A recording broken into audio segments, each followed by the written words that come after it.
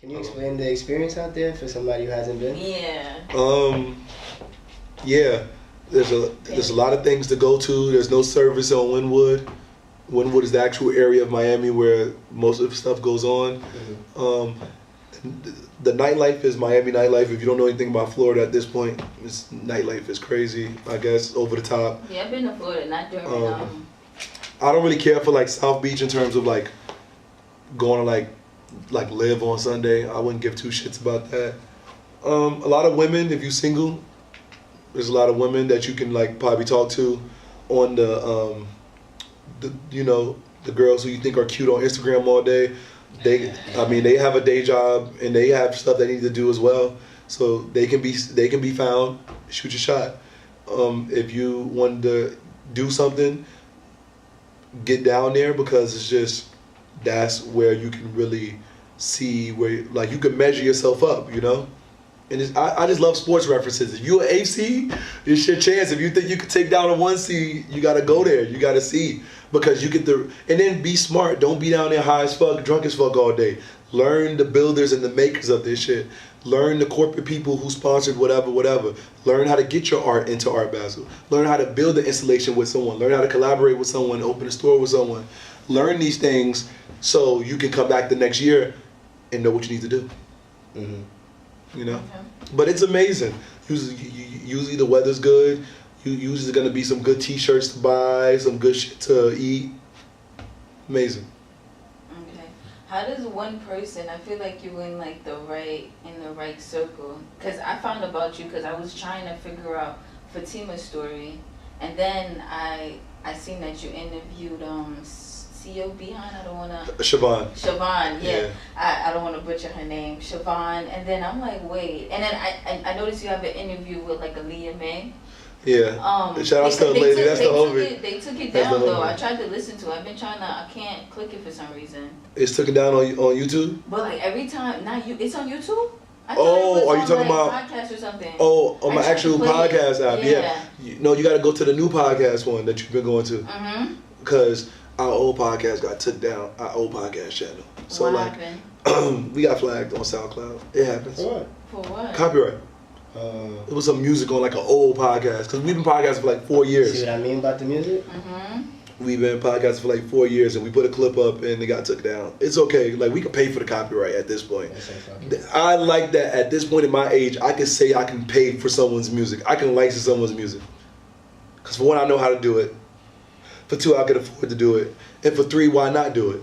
That's being a grown-up. When there's no such thing as a problem. There's only such thing as how can we fix this problem? Fuck that. But yeah, so it got took down. It's not even worth fighting. We back up. So it'll get put back up. I thought you was talking about the YouTube, but oh no, I don't think she's on the YouTube if I'm not mistaken. No, we have one up of Siobhan, but shout out to Laylee. No, not Siobhan, Aaliyah. Oh, but okay, Laylee May. You should have her names if you haven't. Yo, I'm bad with names. No, it's all good. Her name is one of those names where I think she puts it on her Instagram phonetically. So if you don't know how to say it, it's right there for you because it is one of those like. Yeah. My name's like that. That's why everybody calls me Ish. Real name's Ishmaela, but it doesn't spell like Ishmaela, so it's neither here or there. But your question was like, how does one like? Yeah. You gotta go to Art Basel. You gotta meet these people. You gotta be serviceable for yourself first and foremost, and then from there you have to be genuine. And then you gotta have these people trust you. Trust is everything. I don't think no one could get anywhere without trust. Trust might be one of the most underrated factors in this whole thing that everyone's dealing with. So one has to trust that you can deliver on what you're saying you can deliver on. If you can't, you fucked. Yeah, I agree. No, like you're fucked.org/login/admin. Like you're fucked. Like people gotta be able to trust you. And your work has to be able to stand right next to your name. And your name has to stand right next to your work. If you got shitty work and a great name, no one takes you seriously. If you got great work and a shitty name, no one wants to stand next to you. There's people right now, and I'm looking at the camera for this, people right now who have tight ass agencies, tight ass companies, and no one will stand next to you because you trash. It is just what it is, you know. And you did a consultant that you will be able. Oh no. No, he's not getting next to that. You don't get it. There's people who had energy, who had sauce, who had their moment, and they're dead in the culture, and I would never stand next to them. They're a disease, and I'm not. Remember what I said earlier in the interview. I'm not here to say they're trash in the sense of I don't like what you do. No, do what you want, because the more you do what you do, the more I'm me. Cool. They're trash in the sense of how could you fuck the package up? Yeah. None of us are privileged. The only privilege you have is to wake up every day. After that, you got to fight whatever society structure you're in, whether you live in Istanbul, whether you live in Malaysia, whether you live in South Africa, whether you live in America.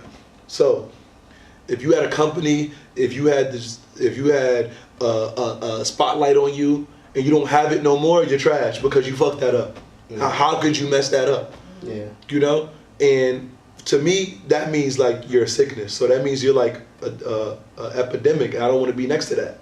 So I wouldn't help that. I don't want to dap you up because I see you struggling, and people think that people struggling that they want to, that they want a hand, like, oh, help me, like, I need your sauce. No, they try to pull you down because they dead. They can't come back.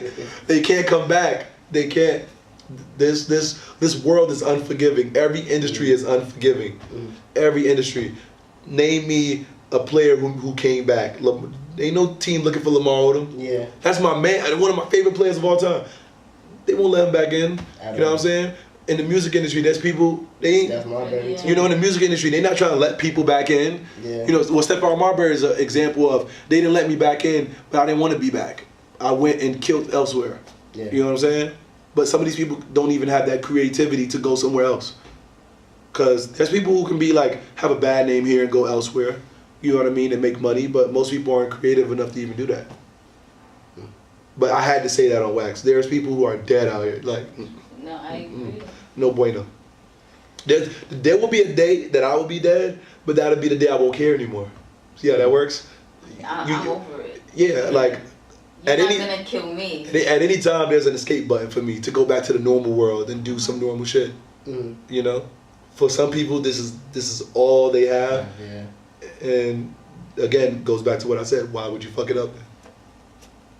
It's crazy. Okay. So when you were working on the assignment with Nike, what exactly did you do, for example? Did you like help out with the collection or anything? Like, was it? With that, it was real. It was super minor. It wasn't even nothing super special. I just shout outs to Bari.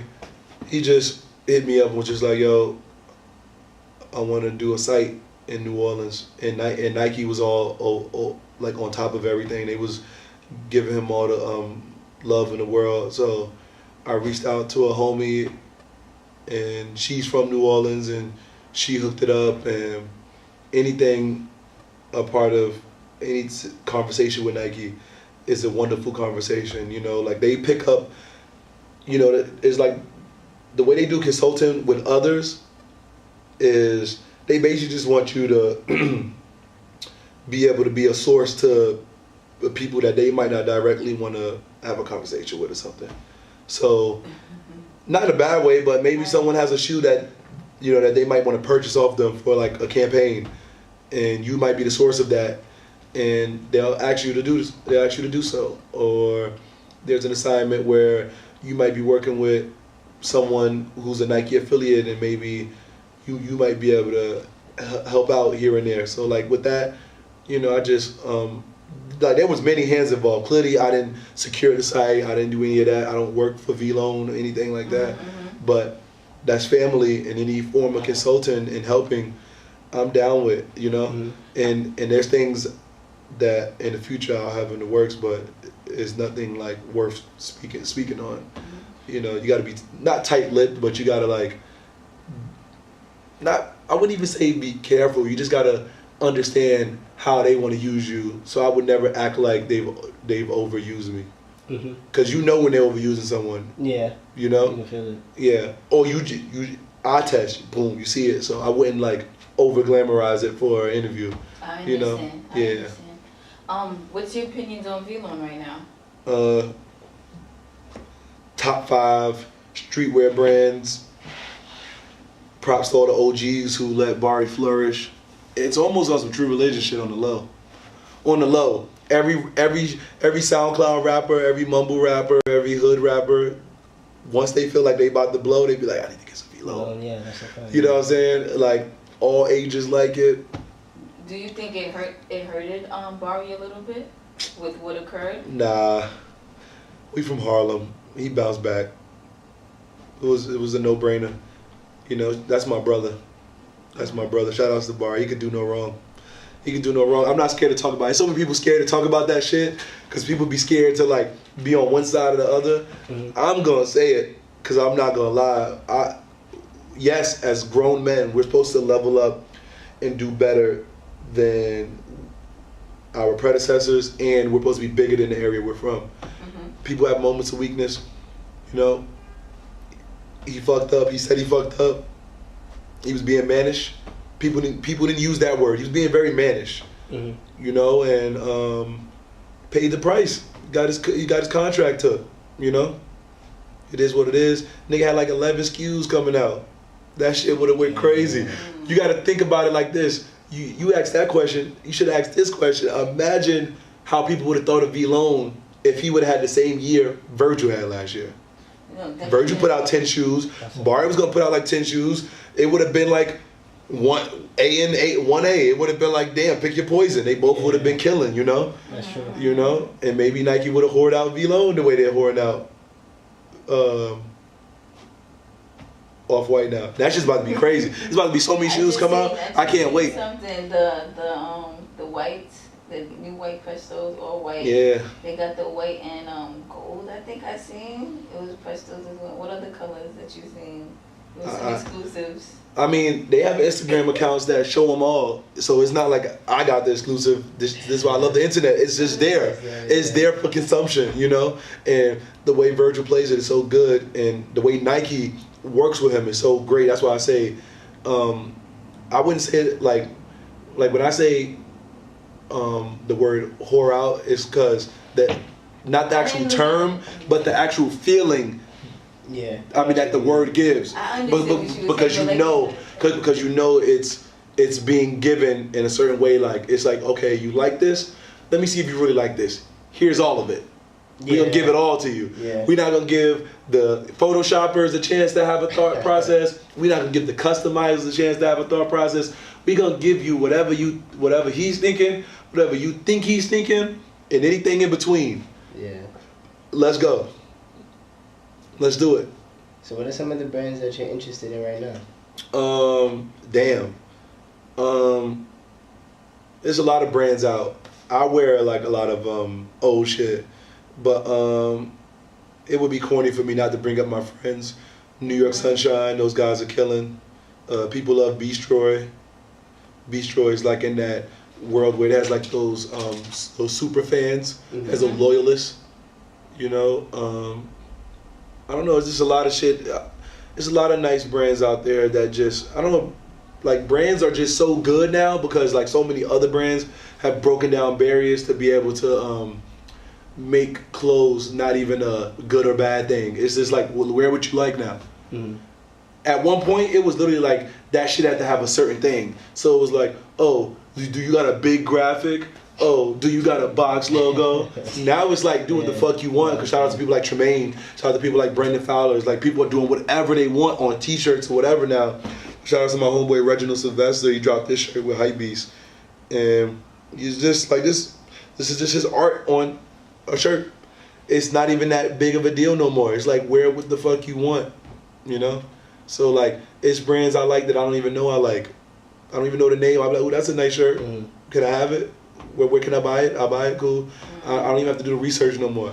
Refer back to 2004 with the Wi-Fi. I did my dues of learning the brands and learning the people and the figureheads, and now it's full circle for me. It's not my job to do all the education no more. It's the youngsters who really deserve that shit and to learn it the way I learned it. So there's brands all around, and when I see it, I love it, but I'm not fully behind like when it comes to clothes. Nike, I'm a Nike guy forever. Even if I get an Adidas contract tomorrow, this is on wax. I don't care. I get an Adidas contract tomorrow. I get a Reebok contract tomorrow. It's strictly business. I'm gonna wear Nikes probably when I die. You know, if I want to wear another shoe brand, cool. But we like Tinker Hatfield is just as important as Michael Jordan. Yep.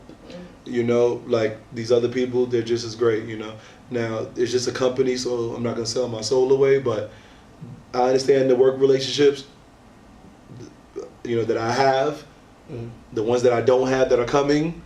So it's all good, you know, I'm with it. So it doesn't matter, you know, you do the cabbage patch. That's why I can talk like this, because it doesn't matter. Because the work matches the name. If the work didn't match the name, the interview couldn't be so candid. It doesn't matter.